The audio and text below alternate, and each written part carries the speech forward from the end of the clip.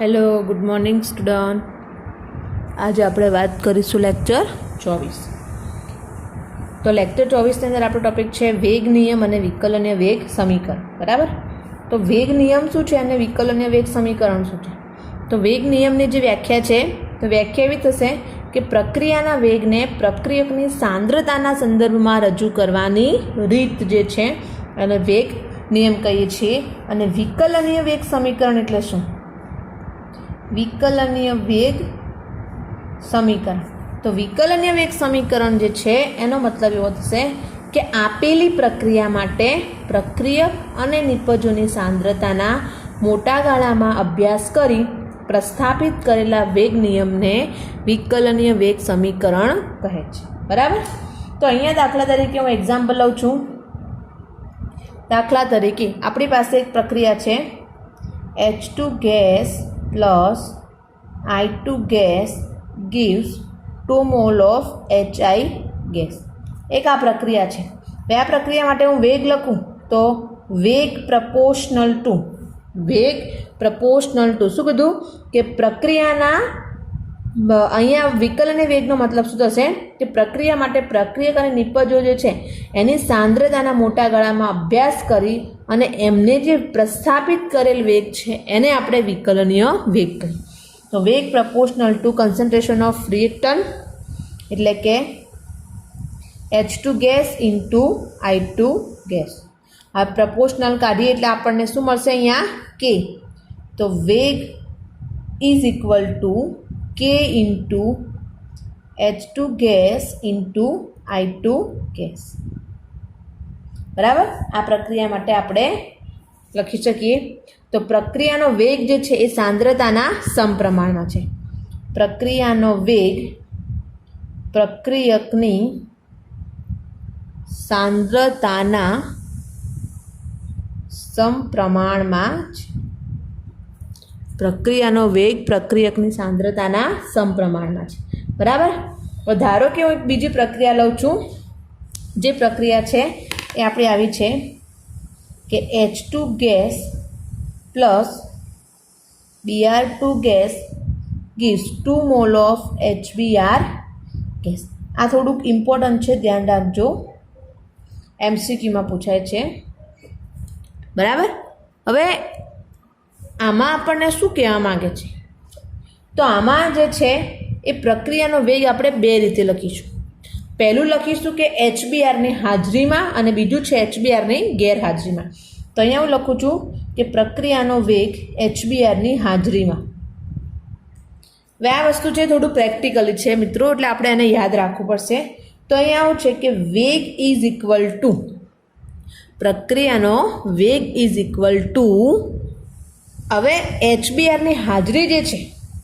બરાબર. તો અહીંયા આપણે આવી રીતે લખીશું કે K1 આ રિએક્શન જે છે એ રિવર્સિબલ છે, એટલે કે આમ થશે તો એને આપણે K1 કરીશું ને ઉલટી રિએક્શન થશે, ફોરવર્ડ થશે ત્યારે આપણે વેગને K1 કહીશું અને બેકવર્ડ થશે એટલે આપણે વેગને K2 કહીશું. બરાબર. તો K1 into H2 gas into Br2 gas raise to 1/2. બરાબર. કહું છું કઈ વસ્તુ શું છે, ડિવાઈડ બાય 1 પ્લસ. હવે આ લખ્યું એ મેં કઈ લખ્યું ફોરવર્ડ. આ જે મેં આ લખ્યું એ લખ્યું ફોરવર્ડ રિએક્શન. હવે જે લખીશ એ આવશે બેકવર્ડ રિએક્શન. તો 1 plus K2 into HBr upon Br. બરાબર. આમાં K1 અને K2 શું છે? અચળાંક છે. K1 અને K2 અચળાંક છે. આ ક્યારે? તો HBrની હાજરીમાં. તમને એમ પૂછે MCQમાં કે આ પ્રક્રિયા છે એમાં HBrની હાજરીમાં પ્રક્રિયાનો વેગ કયો સાચો છે? તો તમારે આ રીતે લખવાનું. હવે આ શું છે? તો આ જે છે એને આપણે કહીએ છીએ પ્રક્રિયાક્રમ. આપણે નેક્સ્ટ ટોપિક આવશે ભણવાનું અને આપણે શું કહીએ છીએ? પ્રક્રિયાક્રમ. અને પ્રક્રિયાનો ક્રમ જે છે એ પ્રાયોગિક રાશિ છે, એટલે આ 1/2 કેવી રીતે આવ્યું એ આપણે થિયોરિકલી પ્રૂફ કરી શકતા નથી, એટલે આપણે એને પ્રેક્ટિકલી લેવું પડે છે. બરાબર. હવે આની આ જ રિએક્શન માટે હું HBrની ગેરહાજરીમાં પ્રક્રિયાનો વેગ લખું. બરાબર. તો HBrની ગેરહાજરીમાં પ્રક્રિયાનો વેગ કઈ રીતે લખાય? તો અહીંયા HBrની ગેરહાજરી. તો HBrની જે ગેરહાજરી છે તો અહીંયા નીચેનું જે પદ છે એ આખું પદ કેન્સલ આઉટ થશે. ધ્યાન રાખજો, યાદ એક જ રાખવાનું છે, ગેરહાજરી હશે તો નીચેનું આ જે આખું આ પદ છે ને કેન્સલ આઉટ કરવાનું. તો શું બને? તો વેગ is equal to K1 into H2 gas into Br2 gas raise to 1/2. તો આ જે છે HBrની ગેરહાજરી. બરાબર. તો આ પ્રમાણે આપણે બંને પ્રક્રિયા જે છે એનો પ્રક્રિયાનો વેગ લખી શકીએ. ઓકે, એકવાર શાંતિથી જોઈ લો. આ જે ટોપિક છે એ થિયરિકલ નથી, MCQમાં પૂછાય છે. બરાબર, એટલે તમારે ખાસ ધ્યાન રાખવાનું. બરાબર, વિડીયો પોઝ કરીને એકવાર તમે આખું પેજ જોઈ લો.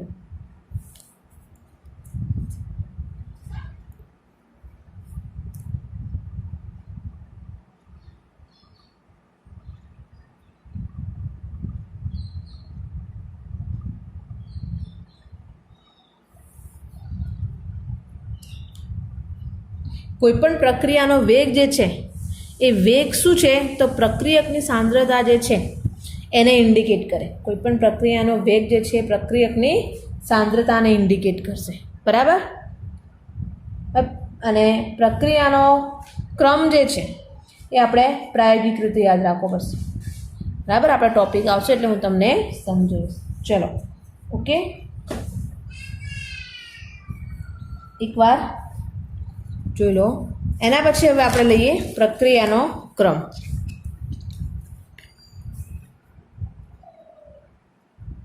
પ્રક્રિયાનો ક્રમ. હવે અહીંયા ખાસ એક વસ્તુ છે કે પ્રક્રિયાનો ક્રમ શું છે? તો હમણાં આપણે વાત કરી કે પ્રક્રિયા ક્રમ જે છે એ તો પ્રાયોગિક રાશિ છે. તો એની ડેફિનેશન અહીંયા ખાસ ધ્યાન રાખજો કે વિકલનીય વેગ સમીકરણમાં વિકલનીય વેગ સમીકરણમાં રહેલા પ્રક્રિયકની સાંદ્રતાના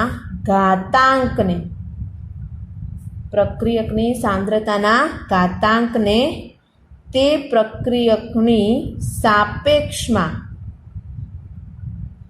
પ્રક્રિયા ક્રમ કહે. હવે જો આમાં હું તમને પ્રોબ્લેમ ના થાય એની માટે અમુક રિએક્શન્સ તમને આપીશ. એના પ્રક્રિયાના ક્રમ તમારે યાદ રાખવા. એ રિએક્શન્સ પૂછાય છે, એના સિવાય જે છે જલ્દી પૂછાતી નથી. બરાબર. હવે પ્રક્રિયાનો ક્રમ જે છે શું છે? તો વિકલનીય વેગ સમીકરણમાં, વિકલનીય વેગ સમીકરણ એટલે આપણે જે દર્શાવ્યું અહીંયા, બરાબર, આ સમીકરણની અંદર આ જે સાંદ્રતા જે છે એ સાંદ્રતાના જે ઘાતાંકને તમે દર્શાવો છો, સાંદ્રતાના ઘાતાંકને દર્શાવો છો, એ ઘાતાંકને શું કહેવાશે? પ્રક્રિયા ક્રમ. વિકલનીય વેગ સમીકરણમાં રહેલા પ્રક્રિયકની સાંદ્રતાના ઘાતાંકને તે પ્રક્રિયકની સાપેક્ષમાં એનો વિકલનીય વેગ કહે છે. બરાબર. તો અહીંયા હું તમને એક સામાન્ય પ્રક્રિયાનું એક્ઝામ્પલ લઉં. એક સામાન્ય પ્રક્રિયા. તો અહીંયા આપણે લઈએ કે એક રિએક્શન છે N1A plus N2B gives N3C plus N4D. આ એક પ્રક્રિયા છે. અહીંયા આ એક પ્રક્રિયા છે N1A N પ્લસ N2B. હવે આમાં જે છે એ N1 N2 N3 અને N4. તો કોઈ પણ પ્રક્રિયક અને નિપજ છે એની આગળ જે લખેલું છે તો આ બધા શું છે? તો આપણને ખબર છે તત્વયોગમિતીય ગુણાંક. શું છે? તત્વયોગમિતીય ગુણાંક. હવે આપણે આ પ્રક્રિયાનો ક્રમ લખવો છે તો આપણે કોઈ જગ્યાએની વ્યાખ્યામાં તત્વયોગમિતીય ગુણાંકનો ઉલ્લેખ નથી. તો આપણે આની જરૂર નથી, સમજી લો. બરાબર. મારે જરૂર કોની છે? તો આ જે પ્રક્રિયકો છે એની. હવે પ્રક્રિયાના ક્રમમાં શું છે ખાસ? કે પ્રક્રિયકની સાપેક્ષમાં પ્રક્રિયકની સાંદ્રતાની જે ઘાતાંક છે, નિપજની સાંદ્રતાની ઘાતાંકને આપણે લેવાનું નથી. તો હવે હું અહીંયા લખું છું કે આ પ્રક્રિયા માટે પ્રક્રિયા વેગ બરાબર તો કે અચળાંક ઇન્ટુ એ. હવે આ હું ધારું છું કે ધારો કે એની એક્સ ઘાત, into b raise to y. ધ્યાન રાખજો ખાસ, સી અને ડી જે છે એ નિપજ છે અને પ્રક્રિયા ક્રમમાં નિપજની જે સાંદ્રતા છે એના ઘાતાંકનો કોઈ ઉલ્લેખ નથી. તો એક્સ અને વાય શું છે અહીંયા સમજજો. એક્સ અને વાય શું છે? તો એક્સ એ એની સાપેક્ષમાં પ્રક્રિયાનો ક્રમ અને વાય એ બીની સાપેક્ષમાં એટલે કે બીના સંદર્ભમાં પ્રક્રિયાનો ક્રમ વાય. ધારો કે મારે એવું કહેવું હોય કે આ જે પ્રક્રિયા છે એની માટે પ્રક્રિયાનો કુલ ક્રમ, તો શું થશે? X plus y. પ્રક્રિયાનો કુલ ક્રમ શું થશે? X plus y. બરાબર, સમજી ગયા? હવે અહીંયા હું એક્ઝામ્પલ લઉં છું કે એક પ્રક્રિયા આવી છે N2O5 ગેસ ગીવ્સ, આપણે આગળ હમણાં જે જોઈ કોડો 4.2માં એની રિએક્શન. હવે તમને ખબર હોવી જોઈએ કે આ પ્રક્રિયા જે છે પ્રથમ ક્રમની છે. આ પ્રક્રિયા કયા ક્રમની છે? પ્રથમ ક્રમની. એ પ્રાયોગિક પ્રૂફ થયેલું છે. ખાસ ધ્યાન રાખજો, પ્રક્રિયાનો ક્રમ શું છે? પ્રાયોગિક રાશિ છે. MCQમાં પૂછાય નીચેનામાંથી શું પ્રાયોગિક રાશિ છે? તો પ્રક્રિયાનો ક્રમ. એટલે કે પ્રેક્ટિકલી તમે એને પ્રૂફ કરી શકો. હવે આ પ્રક્રિયા માટે, આ પ્રક્રિયા જે છે એની માટે મારે પ્રક્રિયાનો ક્રમ લેવો હોય તો મારે સિમ્પલ અહીંયા આવું લખાય, પ્રક્રિયા વેગ બરાબર K into N2O5 gas raise to 1. આને તમારે લખવાનું નથી, આનો કોઈ જગ્યાએ ઉલ્લેખ આવશે નહીં, નિપજ છે એટલામાં. તો પ્રક્રિયાનો વેગ બરાબર K ઇન્ટુ N2O5 1. બરાબર, તો પ્રક્રિયા જે છે કયા ક્રમની? પ્રથમ ક્રમની પ્રક્રિયા છે. હવે આ પ્રક્રિયા જે છે તો અમે માટે અહીંયા લખીએ કે પ્રક્રિયા ક્રમ 1 અને આ પ્રક્રિયા માટે તત્વયોગમિતીય ગુણાંકની વાત કરીએ. ચલો વિડીયો પોઝ કરીને આન્સર આપો. અહીંયા શું આવશે? તો આ પ્રક્રિયામાં પ્રક્રિયકની વાત છે મિત્રો. તો પ્રક્રિયામાં પ્રક્રિયક જે છે ને તત્વયોગમિતીય ગુણાંક કયો નંબર છે? 2. તો અહીંયા આવશે 2. એટલે કે પ્રક્રિયા ક્રમ ને તત્વયોગમિતીય ગુણાંક બંને જુદી જુદી વસ્તુ છે. બરાબર. હવે તમને એવું પૂછે કે કોઈ પ્રક્રિયા છે, પ્રક્રિયા માટે તમારે પ્રક્રિયાનો ક્રમ નક્કી કરવાનો છે. તો આમાં મેં તમને મટીરિયલ્સમાં 2-3 પ્રક્રિયાઓ જે આપેલી છે એ પ્રક્રિયાઓ તમારે યાદ રાખવાની. ધારો કે આ N2O5નું વિઘટન પ્રક્રિયા છે, ફર્સ્ટ ઓર્ડર રિએક્શન છે, પ્રથમ ક્રમની પ્રક્રિયા છે. બરાબર. પછી આમાં આપણે આગળ જોયું હતું એક રિએક્શન બ્રોમિનવાળી, તો એ તમને બતાવું કે બ્રોમિનવાળી એક રિએક્શન તમે જે જોઈ હતી એ બ્રોમિનવાળી રિએક્શનની અંદર એ જે રિએક્શન હતી, બરાબર, અહીંયા આપણી પાસે આ રહી. તો આ રિએક્શન જે છે તમને અમે આપેલી છે. તો આ જે બ્રોમિનવાળી રિએક્શન છે, આ રિએક્શન કયા ક્રમની છે? તો હું આની વાત કરું. આની માટે જો મારે પ્રક્રિયાનો ક્રમ લખવાનો થાય તો આ રીતે, પ્રક્રિયા વેગ બરાબર K into BR minus aqueous 1 બરાબર into BrO3 minus aqueous 1 into H plus aqueous 2. એટલે કે પ્રક્રિયા વેગમાં તો BR માઇનસ એ પ્રથમ ક્રમનું છે, BrO3 પ્રથમ અને H પ્લસ એ બીજા ક્રમ. તો પ્રક્રિયાનો કુલ ક્રમ તો 1 + 1 + 2 = 4. તો આ પ્રક્રિયાનો જે છે એ કયા કુલ ક્રમ કેટલો થયો? 4. તમને એમ થાય કે મેડમ આ 1, 1, 2 કેવી રીતના છે? તો એ યાદ રાખવું પડશે. યાદ એટલા માટે રાખવાનું છે કે પ્રક્રિયા ક્રમ જે છે એ પ્રાયોગિક રાશિ છે. બરાબર. તો મોસ્ટ ઇમ્પોર્ટન્ટ રિએક્શન છે અમુક, એ તમારે ધ્યાન રાખવાનું. હવે અહીંયા એક વસ્તુ યાદ રાખજો કે પ્રક્રિયાનો જે ક્રમ છે, બરાબર, એ પ્રક્રિયાનો ક્રમ એ કદાપી ઋણ ના હોય. પ્રક્રિયાનો ક્રમ છે, અહીંયા એક સ્ટેટમેન્ટ છે, એ કદાપી ઋણ ના હોય. શું નહીં હોય? ઋણ નહીં હોય. બરાબર. તો શું હોઈ શકે? તો પ્રક્રિયાનો ક્રમ ધન હોઈ શકે, પ્રક્રિયાનો જે ક્રમ છે એ ધન હોઈ શકે, શૂન્ય પણ હોઈ શકે, અથવા તો અપૂર્ણાંક હોઈ શકે. 1/2, 3/2, 5/2, 6/2 કોઈ પણ, બરાબર. આ 3 પોસિબિલિટીઓ તમને આમાંથી MCQ પૂછાય કે નીચેનામાંથી પ્રક્રિયાક્રમ માટે શું લાગુ ના પાડી શકાય. તો પ્રક્રિયાનો જે કુલ ક્રમ છે તો પ્રક્રિયાનો ક્રમ છે ધન હોય, અપૂર્ણાંક હોય, શૂન્ય હોય, ખાલી ઋણ ના હોય, બરાબર. એ તમે ધ્યાન રાખજો. હવે આપણે જે ટોપિક પર જઈ રહ્યા છીએ એ સ્પેશિયલ ફોર MCQ ટોપિક્સ છે. તમને કહ્યું હોય કે પ્રથમ ક્રમની પ્રક્રિયા જે છે એનો એકમ શું? તો અહીંયા આપણે વાત કરીએ છીએ કે પ્રક્રિયાઓ તમને જે આપેલી છે, બરાબર, એ જુદી જુદી પ્રક્રિયા ક્રમ માટે એમનો એકમ શું થશે, બરાબર. એટલે પ્રક્રિયા ક્રમ માટે કેનો એકમ. અહીંયા આપણો ટોપિક છે, 9 પેજ લઈ લો. પ્રક્રિયા ક્રમ માટે કેનો એકમ.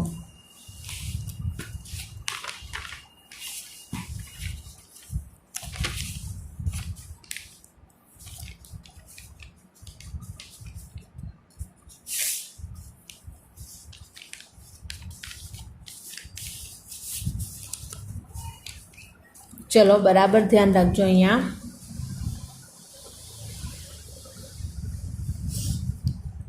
આ બધું પીડીએફમાં આપેલું છે. પ્રક્રિયા ક્રમ માટે કેનો એકમ. હવે કે શું છે?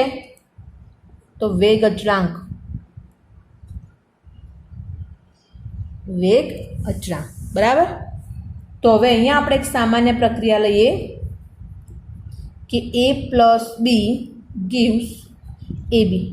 નિપજ શું છે એનાથી ડઝન્ટ મેટર.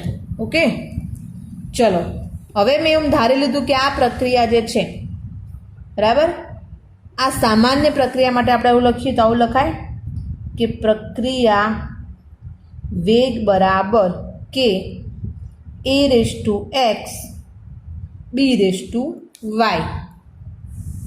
પ્રક્રિયા વેગ બરાબર કે A⁴x B⁴y. મેં આગળ બી કહ્યું કે એના સંદર્ભમાં એક્સ પ્રક્રિયાક્રમ ને બીના સંદર્ભમાં વાય પ્રક્રિયાક્રમ, બરાબર. તો અહીંયા આપણે કેને અચળાંક બનાવીએ તો કે બરાબર શું થશે? પ્રક્રિયા વેગ ડિવાઈડ બાય A⁴x B⁴y, બરાબર. આ પ્રક્રિયા વેગ શું છે? તો પ્રક્રિયા વેગ આપણે આગળ જોયું હતું. પ્રક્રિયા વેગ એટલે બરાબર R એવરેજ. તો આની માટે શું લખ્યું હતું? તમે આવું લખતા હતા dr/dt. તો R શું છે? સાંદ્રતા, અને dt શું છે? સમય. તો આના બરાબર આવું થાય સાંદ્રતા ભાગ્યા સમય. તો ઇનડાયરેક્ટલી પ્રક્રિયા વેગ બરાબર શું થશે? સાંદ્રતા ભાગ્યા સમય. સાંદ્રતા જે છે એ મોલરમાં હોઈ શકે. તો સાંદ્રતામાં શું હોઈ શકે? મોલ પર લિટર અથવા તો મોલર, કોઈ પણ હોઈ શકે. મોલ પર લિટર અથવા મોલર. અને સમય જે છે એ તમે સેકન્ડમાં લઈ લો, કલાકમાં લઈ લો, દિવસમાં લઈ લો, વર્ષમાં લઈ લો કે મિનિટમાં લઈ લો. It's depend on you. તો આ પ્રમાણે તમે નક્કી કરો. તો હવે અહીંયા હું લઉં છું કે જો પ્રથમ ક્રમની પ્રક્રિયા હોય તો, બરાબર. ચલો અહીંયા હું લઉં છું પ્રથમ ક્રમની પ્રક્રિયા માટે કેનો એકમ. પહેલાં આપણે ચલો શૂન્ય ક્રમથી ચાલુ કરીએ. શૂન્ય ક્રમની પ્રક્રિયા. પ્રક્રિયાનો ક્રમ તમને જુઓ કહી દીધો છે એડવાન્સમાં. શું લેવાનું છે? શૂન્ય. તો અહીંયા A to B આવું ધારી લો. એક પ્રક્રિયા છે. આની માટે તમે પ્રક્રિયાનો વેગ લખશો તો k × A⁴. તમને કયો ક્રમ કીધો છે? શૂન્ય. તો તમારે માથે શું લેવાનું? શૂન્ય, બરાબર. પ્રક્રિયા વેગ બરાબર કે A⁴. એટલા માટે ભાઈ કે મેં શું કીધું છે? શૂન્ય ક્રમ. તો અહીંયા કેનો એક અચળ, કેને કરતા બનાવો. કે બરાબર પ્રક્રિયા વેગ ભાગ્યા A⁴. હવે કોઈપણની 0 ઘાત એટલે 1. કોઈપણની 0 ઘાત તો શું થશે? 1. તો કે બરાબર પ્રક્રિયા વેગ. તો કે બરાબર પ્રક્રિયા વેગ એટલે શું થશે? તો પ્રક્રિયા વેગ એટલે સાંદ્રતા પર સમય. સાંદ્રતા પર સમય મતલબ કે બરાબર મોલ પર લિટર સમય ઉપર આવે તો સેકન્ડ ઇન્વર્સ. તો કોઈપણ પ્રક્રિયા માટે આવું હોય, કોઈપણ પ્રક્રિયાનો કે જે છે મોલ પર લિટર ઇન્ટુ સેકન્ડ ઇન્વર્સ હોય, તો એનો મતલબ આવો એકમ કેનો હશે, ધેટ મીન્સ એ કયા ક્રમની પ્રક્રિયા હશે? શૂન્ય ક્રમની પ્રક્રિયા. બરાબર, સમજવાનો પ્રયત્ન કરજો. હવે ધારો કે હું લઉં છું પ્રથમ ક્રમની પ્રક્રિયા. નંબર 2 પ્રથમ ક્રમની પ્રક્રિયા. તો અહીંયા 0ના બદલે શું લેવાનું? 1. તો હવે અહીંયા લો, પ્રક્રિયા વેગ બરાબર a⁻1. તો કે બરાબર પ્રક્રિયા વેગ ભાગ્યા a⁻1. બરાબર. હવે આનો એનો કોઈ પણની એક ઘાત એટલે પોતે જ. તો અહીંયા પ્રક્રિયા વેગ શું હતું? સાંદ્રતા ભાગ્યા સમય. અને નીચે પણ શું છે? સાંદ્રતા. નીચે પણ શું છે? સાંદ્રતા. તો એ શું હતું? પ્રક્રિયકની સાંદ્રતા. તો સાંદ્રતા, તો સાંદ્રતા કેન્સલ. તો પ્રક્રિયા કે બરાબર શું આવે? સમય ઇન્વર્સ એટલે કે સેકન્ડ ઇન્વર્સ. તો કોઈ પણ માટે એવું લખેલું હોય કે કેનો એકમ સેકન્ડ ઇન્વર્સ, તો એ કયા ક્રમની પ્રક્રિયા થશે? પ્રથમ ક્રમની પ્રક્રિયા. Got it? સમજણ પડી? જોઈ લો એકવાર. ચલો, એ પ્રમાણે હવે હું સમજાવું છું તમને દ્વિતીય ક્રમની પ્રક્રિયા. પ્રક્રિયાનો ક્રમ દ્વિતીય હોય તો અહીંયા આપણે આવું લખીશું A gives to B. બરાબર. તો પ્રક્રિયા વેગ બરાબર કે a⁻2. દ્વિતીય છે તો a⁻1 + 1 લો તો બી ચાલે. હવે આના બરાબર અહીંયા લખાય કે બરાબર પ્રક્રિયા વેગ ભાગ્યા a⁻2. a⁻2 એટલે કે બરાબર a⁻2 નો મતલબ શું થશે? પ્રક્રિયા વેગ તો સાંદ્રતા ભાગ્યા સમય. હવે અહીંયા આવું લખાય એની એક ઘાત, એની એક ઘાત. બરાબર, આગળ લખ્યું એ પ્રમાણે. તો કે બરાબર શું આવશે? સાંદ્રતા ભાગ્યા સમય ઇન્ટુ અહીંયા પણ સાંદ્રતા ઇન્ટુ સાંદ્રતા. a⁻1 એટલે શું થશે? કોઈ પણ એક ઘાત એ પ્રક્રિયકની સાંદ્રતા છે એટલે સાંદ્રતા ઇન્ટુ સાંદ્રતા. તો અહીંયા 2 સાંદ્રતા કેન્સલ આઉટ થશે. સાંદ્રતા એટલે મોલ પર લિટર. તો અહીંયા બને કે બરાબર 1/, સમય ઇન્ટુ સાંદ્રતા. બરાબર. હવે જુઓ કન્ફ્યુઝન થશે. તો કે બરાબર અહીંયા સિમ્પલ આવું લખાય સાંદ્રતા ઇન્વર્સ ઇન્ટુ સમય ઇન્વર્સ. આ સામાન્ય સાંદ્રતા ઇન્વર્સ ઇન્ટુ સમય ઇન્વર્સ. બરાબર. હવે બીજું શું લખાશે? તો આપણને ખબર છે કે બરાબર સાંદ્રતા શું છે? તો મોલ ઇન્ટુ લિટર ઇન્વર્સ, એનું પણ inverse. Mall into litre inverse, આનો મતલબ સાંદ્રતા, અને સાંદ્રતાનું પણ ઇન્વર્સ, અને અહીંયા સેકન્ડ ઇન્વર્સ. બરાબર. તો હવે અહીંયા કે ઇઝ ઇક્વલ ટુ શું થશે? કે ઇઝ ઇક્વલ ટુ લખવું હોય તો mall inverse into litre minus minus plus, એટલે પ્લસ ઇન્ટુ સેકન્ડ ઇન્વર્સ. તો કે બરાબર mall inverse into litre into second inverse. થઈ ગયું કન્ફ્યુઝન તમારું? Mall inverse litre minus minus plus. બરાબર. તો લિટર ઇન્ટુ સેકન્ડ ઇન્વર્સ આવું આપેલું હોય તો એ શું હશે? દ્વિતીય ક્રમની પ્રક્રિયા. સમજણ પડી? જોઈ લો એકવાર.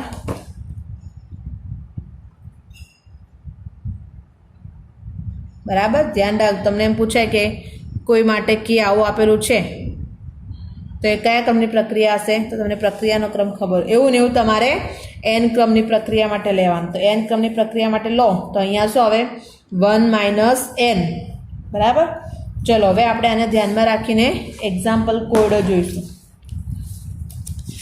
તો અહીંયા હું તમને કોયડાની વાત કરું. 4.3 છે. ઇન્ટેક્સ પ્રોબ્લેમ્સ છે કોયડો 4.3. હવે એમાં તમને શું કીધું છે કે પ્રક્રિયાઓ જેની વેગ અભિવ્યક્તિ તમને આપેલી છે કે વેગ બરાબર કે a⁻² અને b⁻². તો પ્રક્રિયાનો એકંદર ક્રમ, હવે આને કુલ ક્રમ શોધવાનો છે. તો કુલ ક્રમ બરાબર સરવાળો ક્રમ પ્લસ 1/, અહીંયા સોરી આપેલું છે તમને 3/2, બરાબર. તો 1/2 એટલે 0.5 અને 3/2 એટલે 1.5. તો શું જવાબ આવે? 2. તો આ પ્રક્રિયાનો કુલ ક્રમ કેટલો થયો? 2. એ પ્રમાણે બીજું કીધું છે કે વેગ બરાબર કે a⁻³ ઇન્ટુ b⁻−1. તો 3/2 પ્લસ -1, બરાબર. તો 2 એકા 2, 2માંથી -2, તો અહીંયા થાય 3 - 2 / 2. તો 1/2. તો શું વધ્યું? 0.5. કે પ્રક્રિયાનો ક્રમ શું થશે? અર્ધક્રમની પ્રક્રિયા. તો આમાં જવાબ આવશે દ્વિતીય ક્રમની પ્રક્રિયા, આમાં જવાબ આવશે અર્ધક્રમની પ્રક્રિયા, બરાબર. ચલો એના પછી આપણે જોઈએ કોયડો નંબર 4.4. એમાં તમને પ્રક્રિયાના ક્રમ કયા છે. હવે જુઓ, તમને પહેલામાં એમ કીધું છે કે ભાઈ કે બરાબર 2.3 × 10⁻5. શું આપેલું છે? આપણે એકમ પર ફોકસ કરવાનું છે. Mall inverse into litre into second inverse. હવે આ આપેલું છે તો આપણે હાલ જ એની વાત કરી કે આનો મતલબ શું છે. આ વસ્તુ જે છે mall inverse litre inverse second inverse, આ જુઓ આની સાથે મેચ થાય છે. Mall inverse litre inverse litre into second inverse. તો આ કોની માટે મેં હાલ ડિરાઈવ કર્યું? આટલી બધી વાત કરી કોની માટે હતી? દ્વિતીય. તો આ જે પ્રક્રિયા છે એનો ક્રમ શું થશે? દ્વિતીય. એ પ્રમાણે બીજું કીધું છે કે કે બરાબર 3 × 10⁻⁴ ઇન્ટુ સેકન્ડ ઇન્વર્સ. આનાથી ભાઈ આ વેલ્યુથી તમારે કોઈ મતલબ છે નહીં, ધ્યાન રાખજો. સેકન્ડ ઇન્વર્સ ખાલી કીધું છે. તો સેકન્ડ ઇન્વર્સની આપણે હમણાં જ વાત કરી. આ જો અહીંયા લખેલું જ છે. હજુ તો સેકન્ડ ઇન્વર્સનો મતલબ શું થશે? કયા ક્રમની છે? પ્રથમ ક્રમની. પેપર વિડીયોમાં આપણને આટલો બેનિફિટ થાય કે આપણે ક્લાસરૂમની જેમ સમજી શકીએ છીએ. સેકન્ડ ઇન્વર્સ એટલે પ્રથમ. તો આનો જવાબ શું આવશે? કે આ જે છે એ દ્વિતીય ક્રમની એટલે સેકન્ડ ઓર્ડર રિએક્શન છે અને આ જે છે એ ફર્સ્ટ ઓર્ડર રિએક્શન છે, બરાબર. તો આ પ્રમાણે તમારે અહીંયા આટલું કામ પૂરું કરવાનું. હવે ટેક્સ્ટબુક પ્રમાણે આપણે કેટલા સુધી આવે? હવે હાલ મેં જે તમને આ મારું જે નંબરનું લેક્ચર આવતું હોય, બરાબર, લગભગ આપણું 24 નંબરનું લેક્ચર છે. તો 24 નંબરના લેક્ચર સુધી વિડીયો જોઈ અને મેં તમને આની PDF એડવાન્સમાં મૂકેલી જ છે. ત્યાં સુધી તમારે કમ્પ્લીટલી કામ કરી નાખવાનું, ફેર બુક બનાવી દેવાની. એના પછી જે પ્રક્રિયાની આણ્વિકતા આવશે એની PDF હું તમને નેક્સ્ટ ટાઈમ મૂકીશ. એટલે હવે જ્યારે વિડીયો આપણું લેક્ચર આવશે એમાં મૂકીશ, બરાબર. તો અહીંયા સુધી તમારે કોયડા અને ટેક્સ્ટબુકના પ્રશ્નો છે ત્યાં સુધીનું કામ કમ્પ્લીટ કરવાનું, બરાબર. આપણું 50% ચેપ્ટર જે છે એ પૂરું થાય છે અહીંયા. ઓકે, તો અહીંયા તમારે પૂરું કામ કરી નાખવાનું.